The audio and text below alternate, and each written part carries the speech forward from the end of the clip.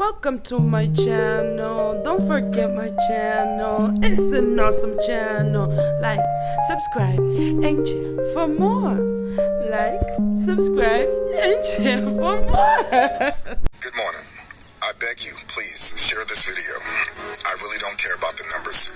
But for black people, for black women, I need you to hear this if you don't hear nothing else in your damn life. Sister, if you are giving birth to a child, if you plan on giving birth to a child, I need you to listen to me. Sisters, I need you to listen to me like you ain't listened to a black man before. Don't you take your ass to a hospital that you done asked 1,000 questions before you stepped your ass in there. Do you hear me, sister? I worked in the ICU the other night. I'm normally a trauma medic in the emergency room, but I picked up a shift in the ICU. And we immediately got a sister in there who had an emergency C-section, and she had internal bleeding, hemorrhaging. Now the baby was taken out, and the sister was brought up to the ICU in critical care. Critical condition. We could not figure out where she was bleeding from, and we were trying to keep this sister alive. I turned to the doctor at some point, doctor that does not look like us, and I say, doctor, can you come take a look at her stomach? It's getting really distended, and her BP, her blood pressure is not going down. That doctor looked at me and said, that's my patient. I'll be over there in a minute. 2 hours later, after this sister coded on that table 2 times and we had to get her back, we finally get her down to the operating room, and yeah, that hemorrhage that they thought they controlled with that emergency C-section was not controlled. She was still having internal bleeding, which was killing her. Black people, I need you to hear me. If you can take your black ass to Target, if you can go to Walmart, if you can buy and spend and do for all these corporations that don't give a damn about you, your black ass, your black community, your black race, you can ask questions for that black baby. I don't care if you think you're annoying, the doctor think you're annoying, the hospital think you're annoying. I don't care if God himself think you're annoying from asking too many questions. Ask the question, sister. Because there's going to be a certain point in that pregnancy where you ain't going to have the ability to ask not a damn thing, sister. It's going to be out of your hands. So while it's in your hands, sister, I'm going to need you to take control of that pregnancy. Black men, don't you let that woman go into that hospital and you don't know every inch of that building. You need to know if something goes wrong, who is going to put their hands on your woman, on your child. And other black people, if you work in the hospital, speak up. Say something. Hi, beautiful people, and welcome to my channel. Like I said in the intro, so these are some of the videos I've taken from my TikTok account that I felt that needed to be highlighted in a more deeper level. I hope you guys enjoyed this. So this first story, it was about this doctor over here who apparently lost his job, as you guys can see, because he tried to warn us about how black women are being treated within the hospital system in this country. And as sad as it is, I'm not as sad as people who have actually lost their families, their mothers, their sisters, because of negligence, just because of the color of our skin. I have put together a bunch of videos for you guys, and please like, share, comment, let me know what you guys think. Now let's get back to this next video, which is also very, very important, and I hope you guys enjoy. So much is happening nowadays.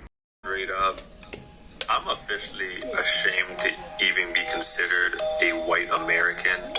And it doesn't help that I'm fluorescent as fuck, as if Dracula had a love child with Casper the Ghost. You know, it's 2023, so if we can no longer identify with our biological gender, then I'm officially no longer identifying with my biological ethnicity. Because I just found out the most messed up thing. And I strongly encourage you to do your own research into this and find out your own information. That way, like, you find it out for yourself.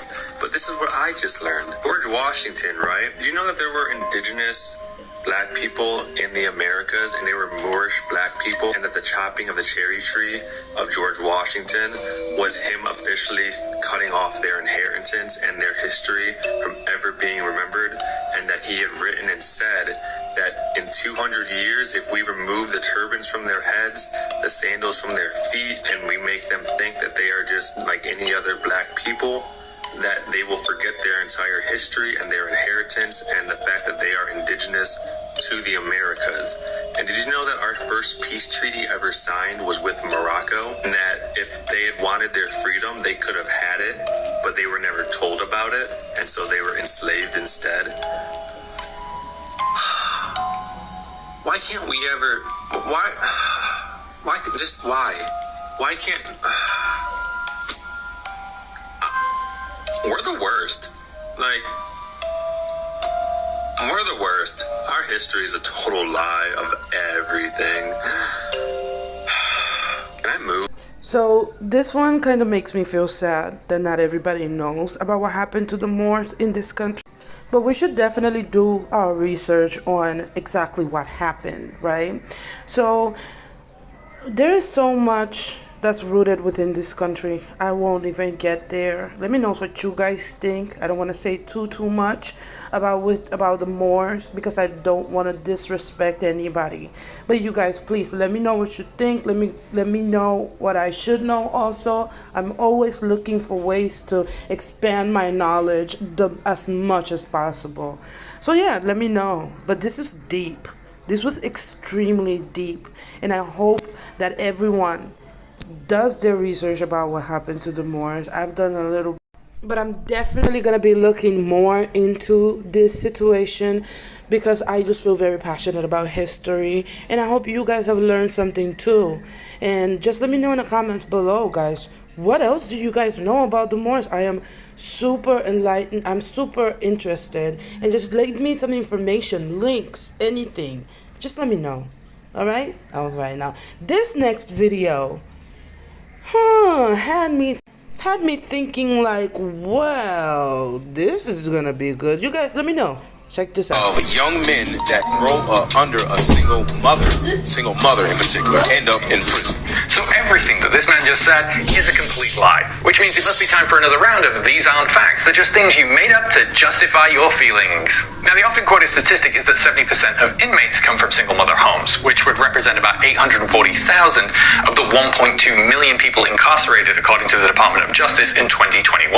Meanwhile, 70% of the estimated 19 million children raised in single mother homes would be about 13 million. And I'm not sure how Aaron's defining young men, but even if we adjust for that, it would still be an absurdly wrong number. Okay, so Aaron misspoke, but what about that 70% statistic? That has to be correct, right? After all, it's repeated everywhere. Women gotta hold themselves accountable because 70% of boys in jail are raised by single mothers. Single sisters are to blame for the high population of men in jail. 70% of youth and juvenile delinquent facilities come from single mother homes. 80% of all youths in prison are from single mother homes. If you compare a single mother, there's 80% chance of going to jail. 80% of all prison inmates came from single mothers' homes. I did the research. 80% of black males who are in jail come from single mother homes. And we are filling up these prisons with fatherless kids. Okay, so we're not sure if it's 70% or if it's 80%, if it represents all prisoners, just young men, or only black men. But what we do know is that prisons are full of young men from single mother homes, and the women folk are to blame for it. And this statistic has been copy-pasted across every website for fathers' rights groups and family law attorneys representing fathers.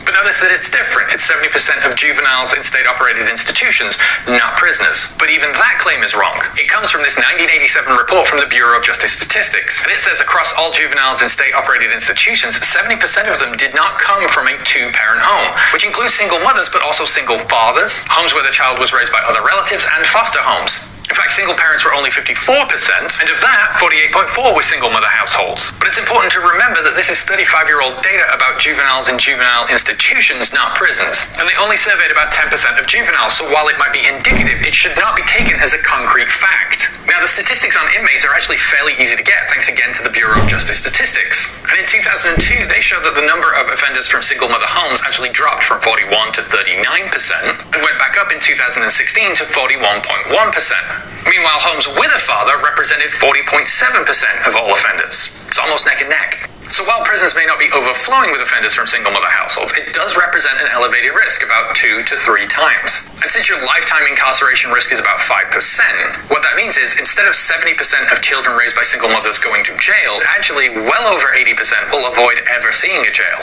Okay, but that still means that single moms offer the worst outcomes, right? Well, studies have also looked at incarceration rates for different household types. And they did again find that 3 times risk for single mother households. And you can see that when we adjust for social, educational, and economic disparity, that risk drops to about 2 times. But before single fathers start to crow about this, look what happens when dad gets a new partner. They offer some of the worst outcomes. And when we remove the economic advantage that single fathers often have, you can see that single fathers with a new partner offer the worst outcomes, beating out single mothers with stepfathers, and even children not raised by either parent. So if we really care about childhood outcomes, we need to be teaching men not to ignore their children the minute a new woman shows up. And even if we just want to focus on improving the outcomes for single mother households, then we need to talk about what causes them, which is absentee fathers. Because absentee fathers are a huge problem. Anywhere between 1/5 and 1/4 of all fathers have no contact with any of their children. And this is often framed as, oh, my baby mother or my B of an ex-wife doesn't let me see the kids. But that's also not true, because when we look only at men with high levels of custody, 40%, almost half of those who start out with weekly contact, virtually abandon their children within 8 years, having little to no contact.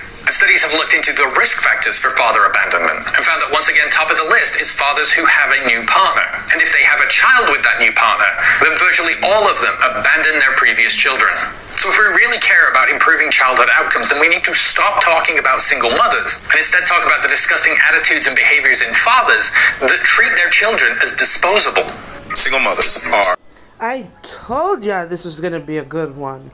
But let me just say, honey, I feel vindicated as hell because I was sick and tired of always being attacked as a single mother, as a black woman.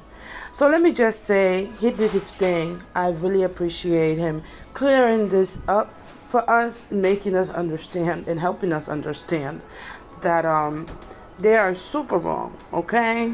It doesn't matter whether you're a single parent or a single mom or a single dad, or whether or not you were born to a married couple. If you are a shitty person, you're always just gonna be a shitty person. Unless you work on yourself and you become a better person, right? And let me just say, I'm just more disgusted at the fact that there are a lot of black men running with this notion without even at all taking accountability. And one thing I like about this man who did this video was that he ended with such a delicate note. Like, yeah, it's like, how about we fix the problems with the fathers who are abandoning these kids? How about we fix that? How about you make sure you watch after your own and make sure that they don't end up in that predicament instead of just repeating something, regurgitating something that you yourself don't understand. It just brings so much sadness to my heart. But anyways, let me know what you guys think about all of these videos I put together. It was really awe-inspiring for me. I feel a little bit vindicated, not all the way, but just a tad bit. And also, like always, I hope you guys have an amazing, awesome day.